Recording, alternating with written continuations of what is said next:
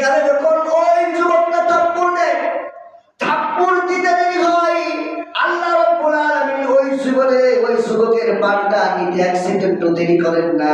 আল্লাহ বলেন, ও আজরাইল আর দেরি করিস না।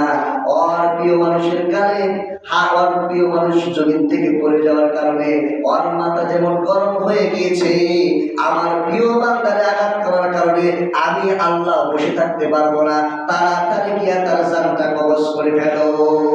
ভাইরা আমার বন্ধুরা, সেই জন্যই তো পাওয়া যায় কয়েকটা হাতি বলে তুই আমার আঘাত কর, যতই মারস আমি তোর কিছু বলবো না।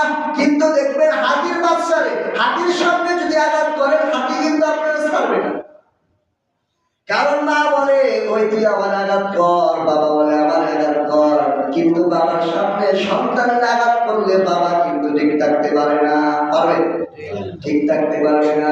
আল্লাহ বলেন, ও দুনিয়ার দুশ্মনেরা, তোরা আমার নামাজ পড়স না, আমার খাস, আমার পরশ, আমার গুণগান করস না, কোনো দোষ নাই, কিন্তু আমার প্রিয় মাহবুব বান্দার গায়ে হাত উঠাইলে আমি আল্লাহ কিন্তু বসে থাকতে পারবো না।